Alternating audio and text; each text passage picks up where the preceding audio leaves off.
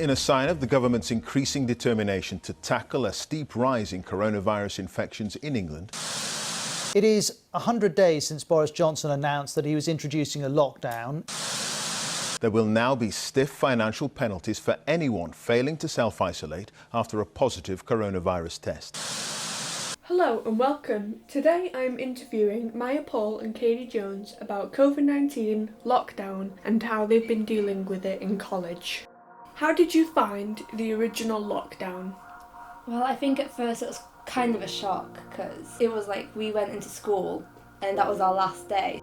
The first one was like 6 months, like that's half a year to stay at home, like inside. At the start of the COVID-19 outbreak, did you think things would amount to this or be this extreme? Well, I definitely didn't expect it to last, the first lockdown to last 6 months. I mean, we've never lived through a pandemic, so no one really knew what to expect. It was very clear that the government also had no clue what was going on. Do you know anyone personally who's had the virus? My mum's friend worked for the NHS, so obviously she was in the hospital, she got it. I don't know anybody. I know people who've had symptoms and had to get tested, but they never actually had it. What was it like not taking your GCSEs, and were there any problems or disappointments with your grades? So I know at first, the day before our last day, when we found out that we're not taking GCSEs, I was really sad. I was like, what's gonna happen? Do you know what I mean? What's gonna happen in the summer? What's gonna happen with our results? But I mean, in the end, I was happy with my results. I think not sitting GCSEs was kind of I feel like I didn't really finish high school at that point because, GCSEs is kind of the end of high school. And then obviously we didn't have prom either. So it just kind of felt like high school ended a bit abruptly. How are you finding college with the COVID-19 restrictions? It's annoying, but it was easy to adapt to. Yeah.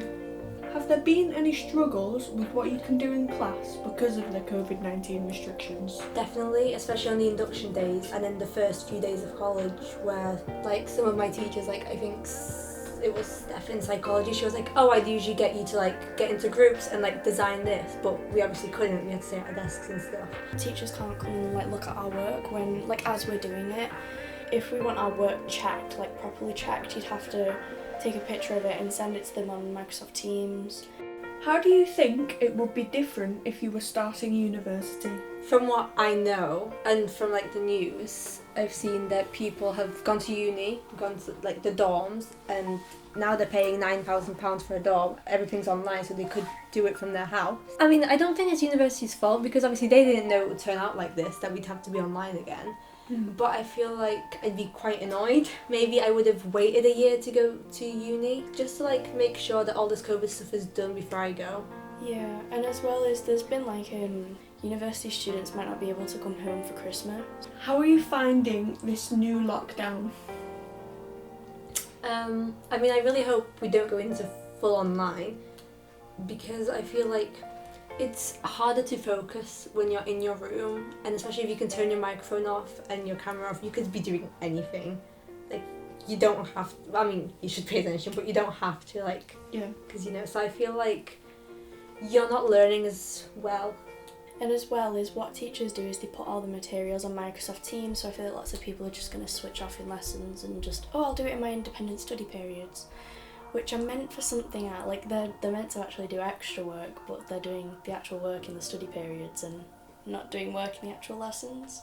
What do you think about people being fined up to a maximum of £6,400? You could buy a car with that money, a new one at that. Yeah. I don't think that's fair, and I know it's a virus, but I mean, especially if they're in your bubble, I don't think that's fair. I don't think it's really fair because is the 6,400 really worth somebody's life on my behalf?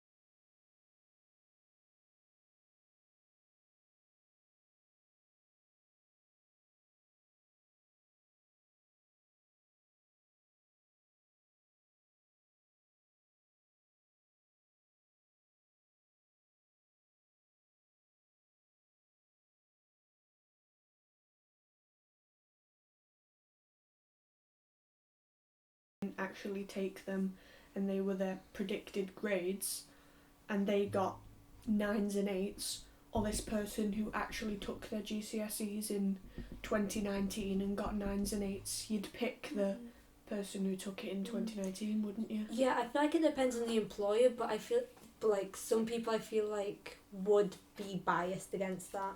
Yeah.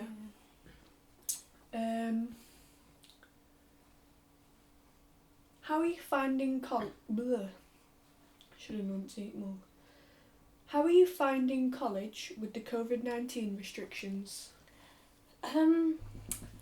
Well, I feel like we were going off COVID for a minute. I feel like we were all worried about going to college because of our 6-month break, and obviously when we left high school, because year 11 left earlier than everyone else, we didn't go to high school with the COVID restrictions, like the masks and everything. So I feel like we were all like, oh, what's going to happen? But I feel like it was pretty easy to adapt to, because it was just like, you know, masks, hand sanitizer. So I feel like it's annoying, but it was easy to adapt to. Yeah. Yeah, I think, are we allowed to say college name? Yeah. Oh. Yeah. Yeah. Especially like copyrighted. It's just an examiner. yeah, true. No, I think Winstanley dealt with it pretty well, to be honest. But I had an assembly this morning. I don't know if you did, Maya. I did, yeah. But one of the teacher who was like doing the assembly was saying that lower sixth, so our year, are actually worse at following the COVID restrictions than upper sixth. And I was really confused because I always see people wearing their masks and putting hand sanitizer on and wiping the desks down with antiviral bacteria, whatever it is. So I was a bit confused of like, where's that happening, and I'm not seeing it. But I think they're doing the best that they can, you know, to try and keep our rate down. Have there been any struggles with what you can do in class because of the COVID-19 restrictions? Definitely, especially on the induction days and then the first few days of college, where like some of my teachers, like I think it was Steph in psychology, she was like, oh, I'd usually get you to like get into groups and like design this, but we obviously couldn't, we had to stay at our desks and stuff. So there was definitely that, and obviously teachers can't check our answers when we're in class because they can't come up to you and read it. Yeah, I think as well with that, teachers can't come and like look at our work when as we're doing it, because if we want our work checked, like properly checked, you'd have to take a picture of it and send it to them on Microsoft Teams, and even then they've got like all of their students doing that, wanting to get their work looked at and marked out of college times, so it's all piling up for them. So we're not getting as quick of an answer, and I feel like that's really confusing a lot of people, and that's affecting revision. Especially in Winstanley, because there's a lot of people, like smaller colleges, maybe it'll be easier, but especially in Winstanley, there's a lot of us per one teacher. Yeah, there's 1,070 in our year alone, so...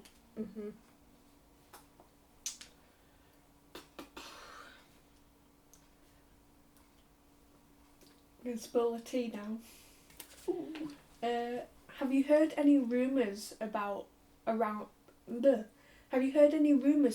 college about people... Hold on, Thomas changed this question.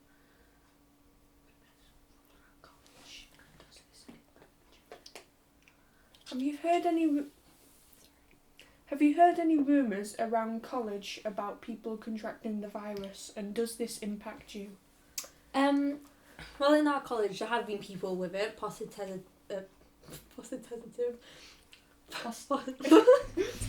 positive, definitely, and they were just told to self-isolate, and then the people who have been in contact with them and like in their lessons were also told to isolate. It's weird when teachers have to isolate, because obviously when you're in school and then they're on the screen, it's a bit weird and like a bit hard. But I think they've dealt with it pretty well. Yeah, I think I remember we went into law, and it was like the first like confirmed case that we'd had in Winstanley, And we went into law and she was like, I just want to tell you now before any rumours go round that we have had a confirmed case. You know, she told us, she was like, so whatever you hear that's not what I'm telling you is not true. So I feel like even like the college themselves have tried to control any rumours. But also, I feel like no one really makes any rumours about COVID, especially in our college, because I've not really heard any rumours. Like, obviously there's been cases and people talking about that, but there haven't been any rumours about it. Yeah. I've had in my media class I've got a kind of like row of computer desks. There's like 4 people on my row. It's 2 people here and then me and another girl here. Mm-hmm. And both this person and this person on my side have been off from COVID, and I've not been off, and I was like, that's weird. Like, I've not been contacted. As well as there was the seat behind me in maths has been empty for, I think it was empty last week, but I'm not sure if she just transferred out of the class because the end date was not this Friday just gone but the Friday before, so I don't know if she transferred out or if it was COVID. But the person sat on her right side and the person on her left side are also off, but I sit in front of her and I'm not.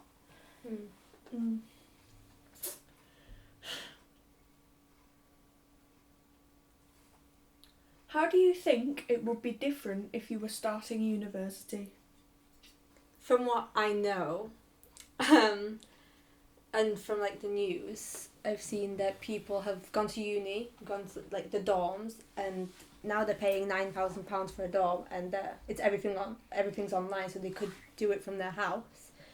But I mean, I don't think it's university's fault because obviously they didn't know it would turn out like this, that we'd have to be online again. But I feel like I'd be quite annoyed. Maybe I would have waited a year to go to uni, just like, you know, like took a gap year if I could afford it, and then like just to like make sure that all this COVID stuff is done before I go.